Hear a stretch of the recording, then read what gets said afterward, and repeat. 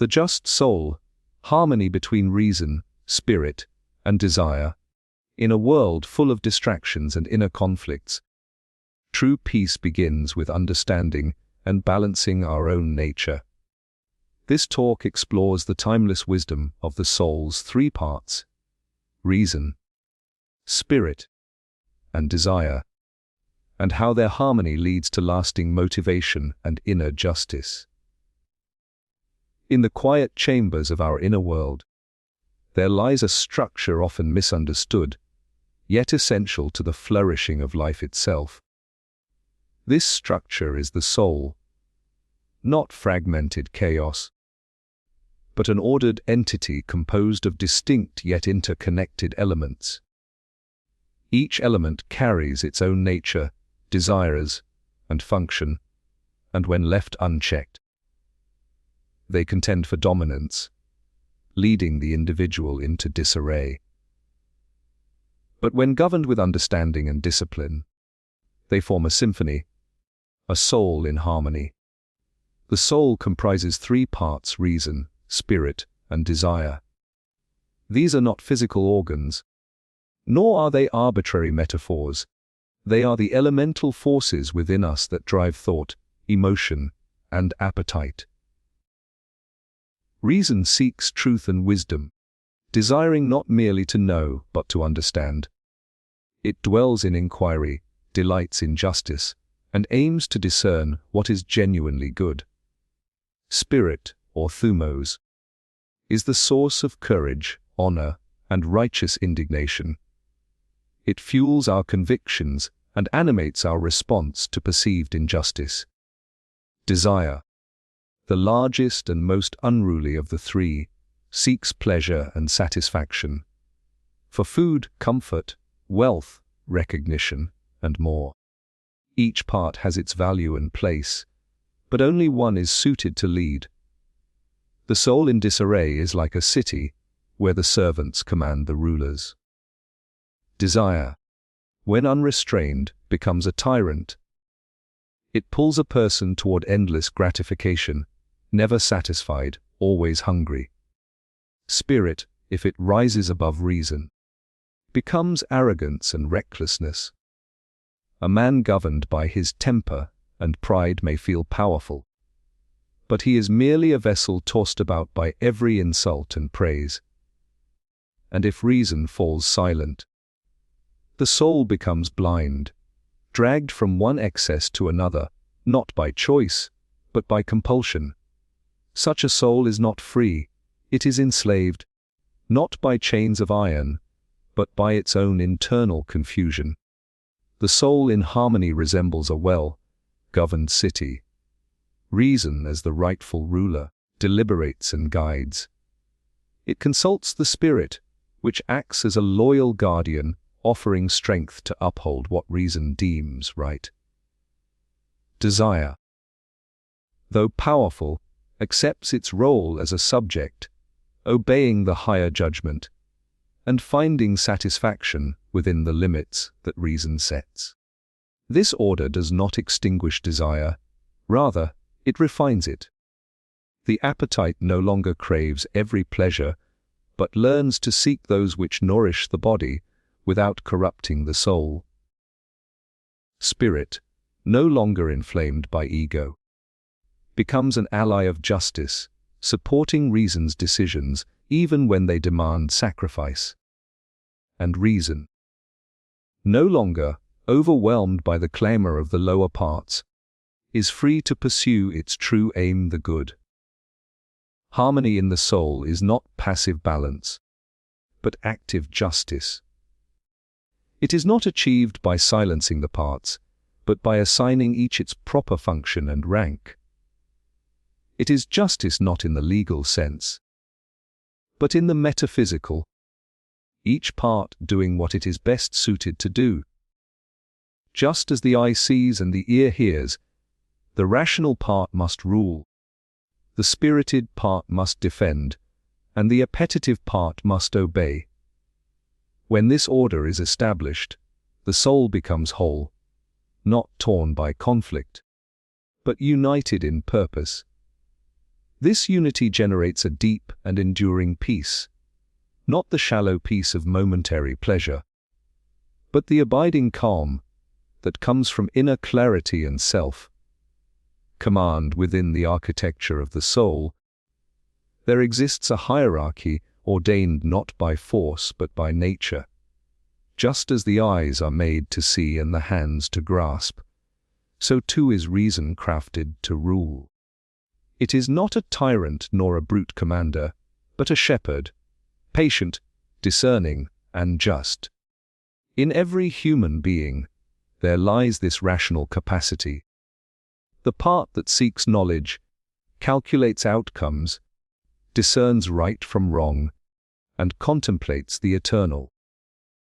It does not dwell in the realm of passion or appetite, but in the pursuit of wisdom and the contemplation of truth. Reason is not the loudest voice within us, but it is the clearest. Desire shouts, spirit storms, but reason speaks in the quiet firmness of understanding. It weighs and measures. It pauses where others rush, and it sees beyond the veil of appearance into the essence of things. Where desire sees only the sweetness of the fruit, reason considers whether the fruit is ripe or poisoned. Where spirit rises in anger against an offense, reason asks whether the offense was just or mistaken. It is this part of the soul that seeks order and harmony, and in doing so, is most fit to govern the whole. A soul without reason at the helm is like a ship at sea with no navigator. The winds of appetite may drive it. The storms of pride may toss it, but it will have no direction, no destination, and no mastery over its course. In contrast, when reason holds the wheel, the journey, though challenging, is deliberate. Reason charts the course, not only by what is desired, but by what is right. It does not suppress the other parts of the soul by violence. It persuades them, disciplines them, educates them. It teaches the spirited part when to be bold and when to be calm. It instructs desire when to enjoy and when to abstain. In this way, reason does not conquer the soul. It harmonizes it. The just soul is one in which reason is not silenced by emotion or drowned by craving. It is a soul that has learned to listen to its higher nature. This learning is not easy. From childhood, desire seeks pleasure without wisdom, and spirit seeks honor without humility. But through reflection, education, and discipline, the rational part can be awakened. As the eye must be trained to see clearly in the light, so must the soul be trained to perceive what is good and to choose it. Not merely once, but as a habit, a way of life. Reason's rulership is not a matter of domination, but of function. It is not that reason is better, because it is more forceful. It is better because it sees more truly. The eye sees what is before it, but reason sees what is beyond consequences, principles, patterns, and ideals. It is the only part of the soul that can ascend toward the good itself, toward that which is unchanging and eternal. All other parts pursue shadows, momentary satisfactions, fleeting victories, vanishing pleasures. Reason alone can guide the soul upward, toward the form of the good, which once glimpsed, illuminates all that follows. When reason rules, the soul becomes aligned with the natural order of things. The person becomes just not only in action, but in essence. Such a person does not merely obey laws, but embodies them. He does not merely avoid wrongdoing, but understands why it must be avoided. He is not a slave to rules, but a lover of truth. His life becomes a reflection of order. not imposed from outside, but cultivated from within.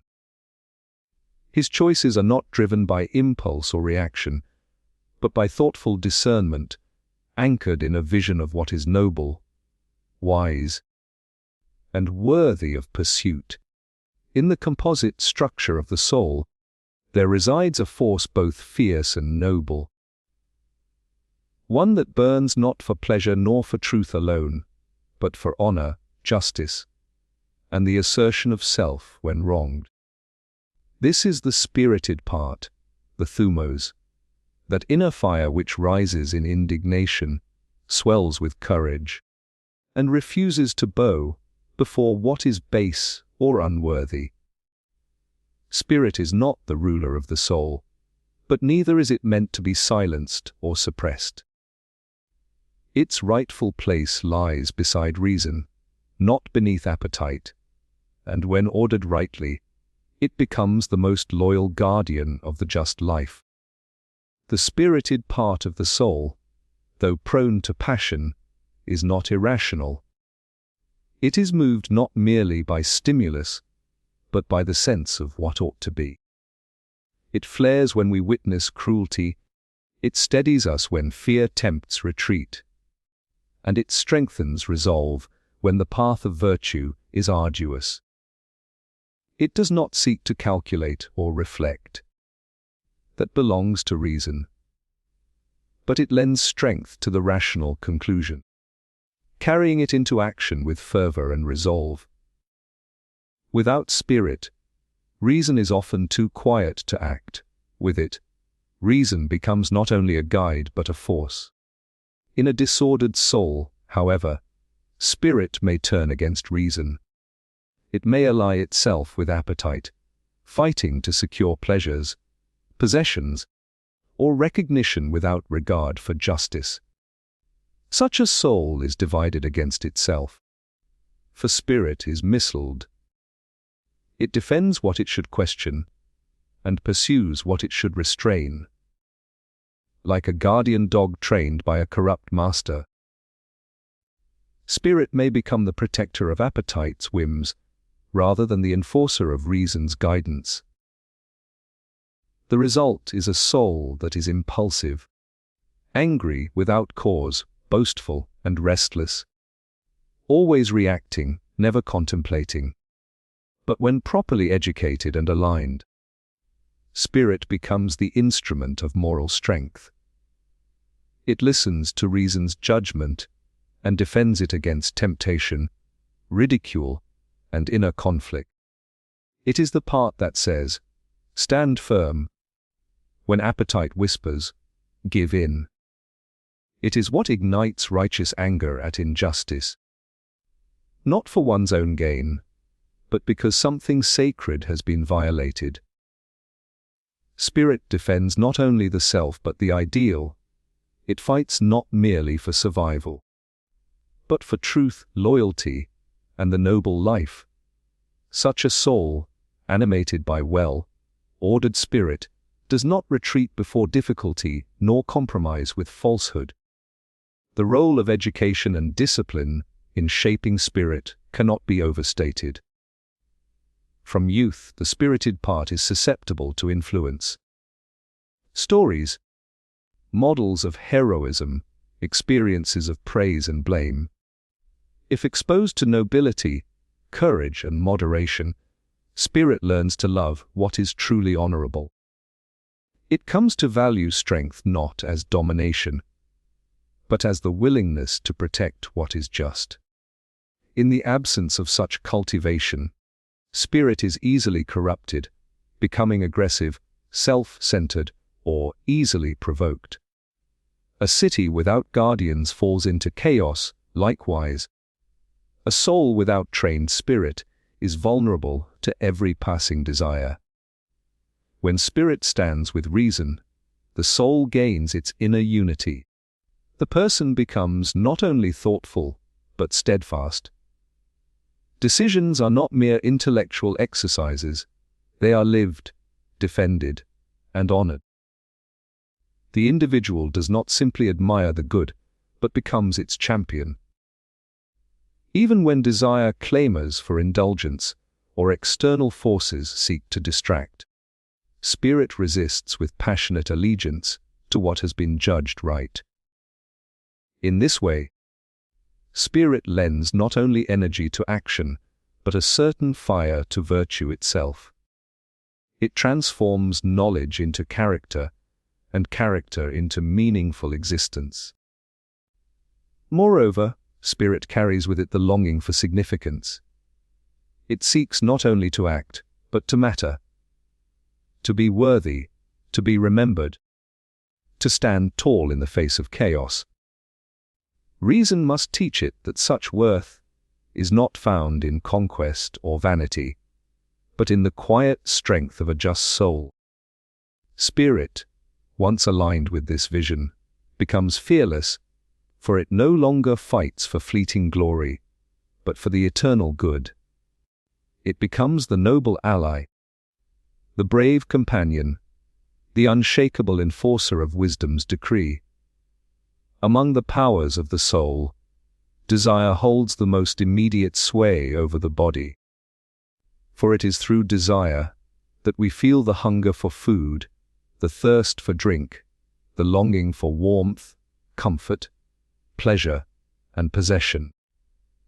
It is the lowest part of the soul, not in the sense of being shameful, but because its aims are the most basic, rooted in survival, continuity, and bodily satisfaction.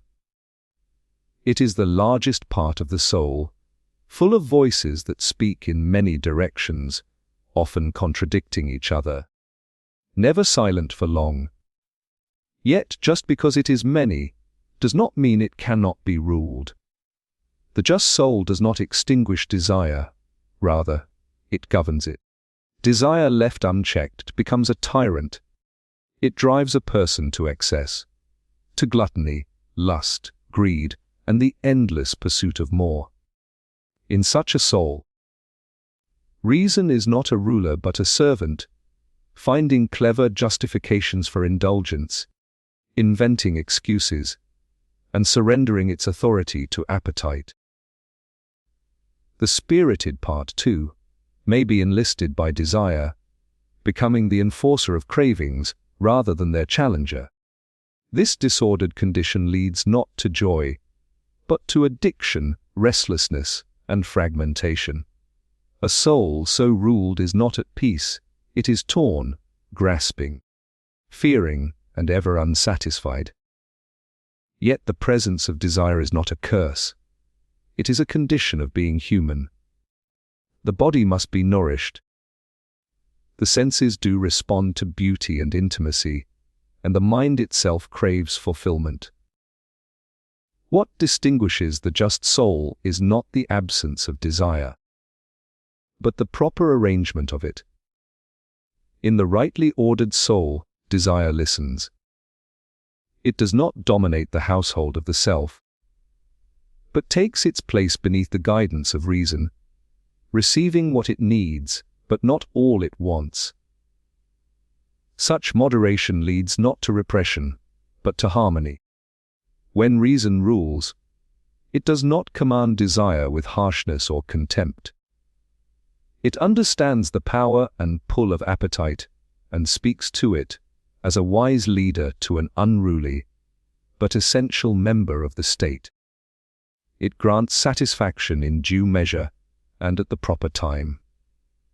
It educates desire slowly, not to vanish, but to take pleasure in what is good and wholesome.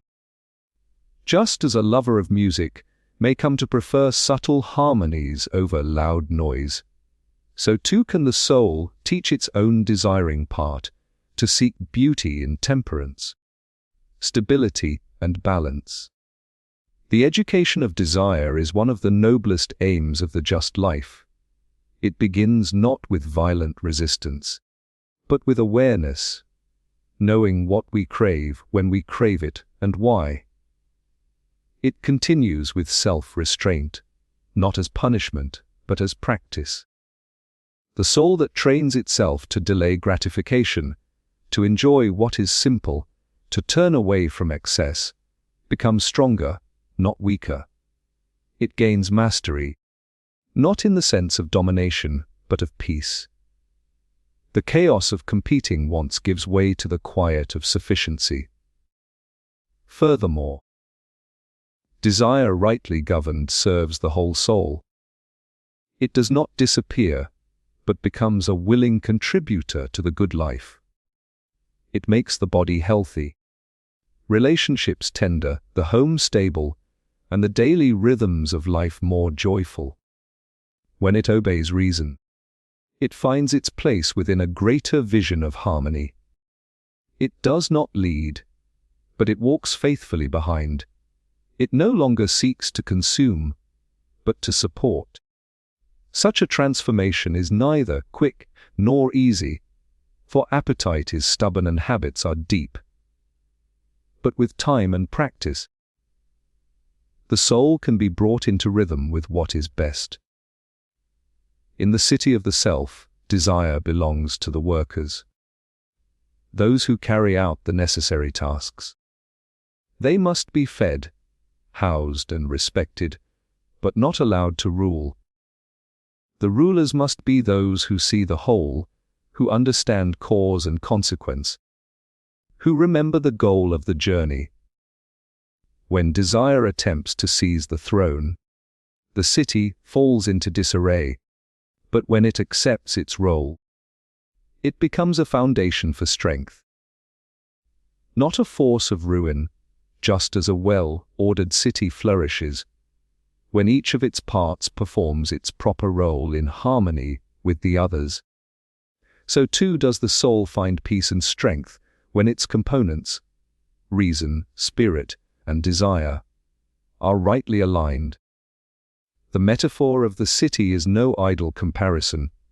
It is a mirror held up to the soul, for within every person lies a miniature commonwealth. In this internal polity, justice is not merely an external law or decree imposed from without, but a condition of being. A harmony that radiates from the center of the self. To understand this city within, one must first recognize the true meaning of justice. It is not simply a matter of paying debts or obeying commands, nor is it reducible to social custom or convenience.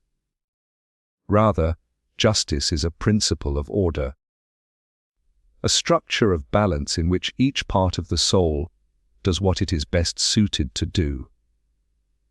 Reason must govern with wisdom and foresight. Spirit must uphold its courage and loyalties, and desire must serve faithfully, attending to the body's needs without seizing the reins of control.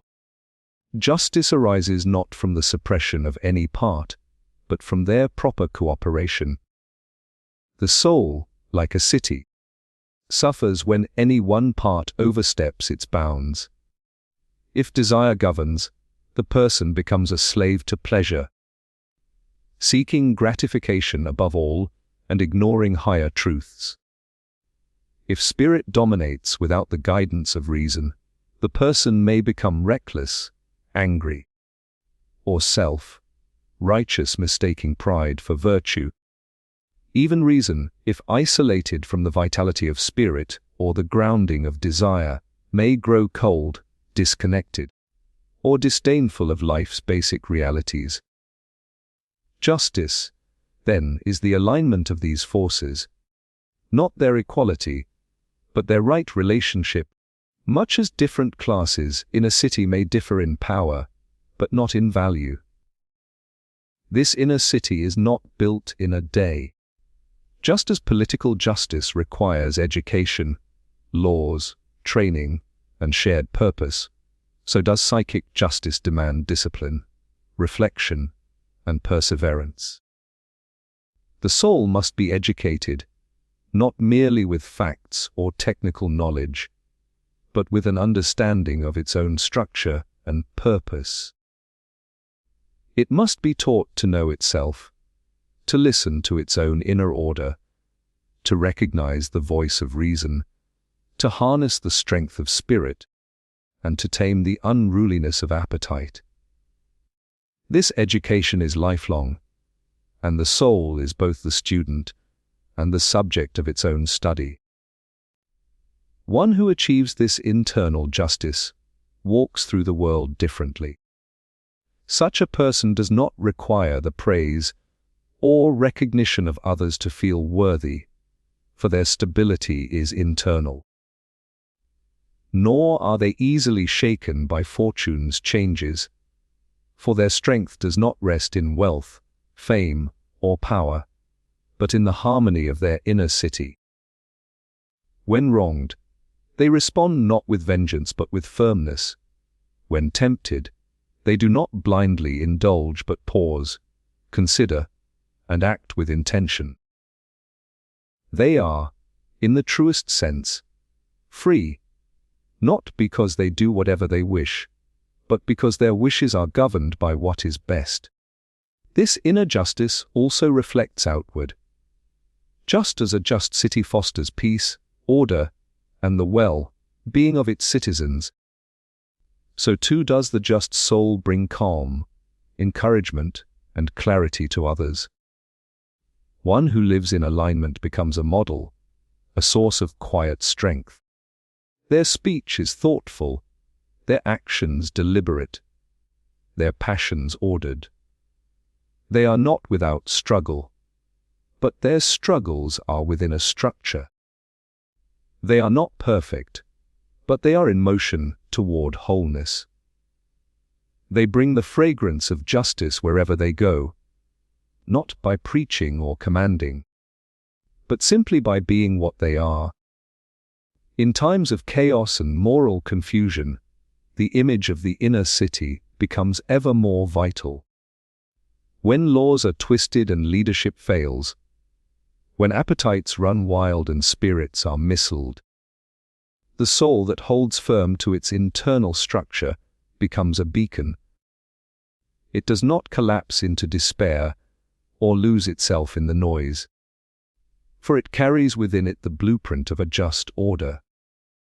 It knows that true peace begins not with conquest or control, but with the rule of reason, the courage of spirit, and the willing service of desire.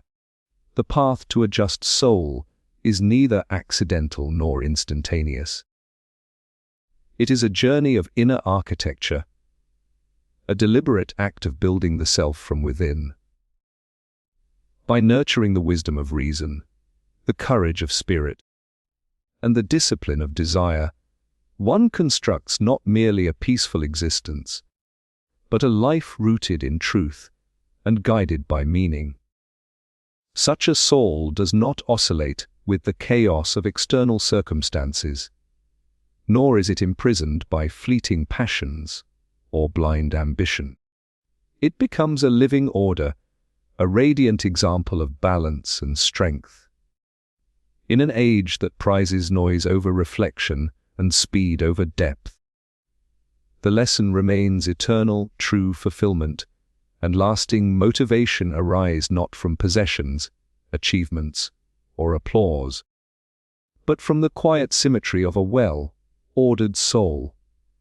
This is not the order imposed by others, but the harmony born of understanding one's own nature and living accordingly. Justice, then, is not a verdict handed down by society. It is a state of being achieved by those who seek to know themselves, master themselves, and serve the greater good from within. Such souls become cities of light amid the shadows of confusion. They remind us that within each of us lies the capacity for greatness, not through conquest or indulgence, but through inner alignment, timeless discipline, and the pursuit of what is truly good.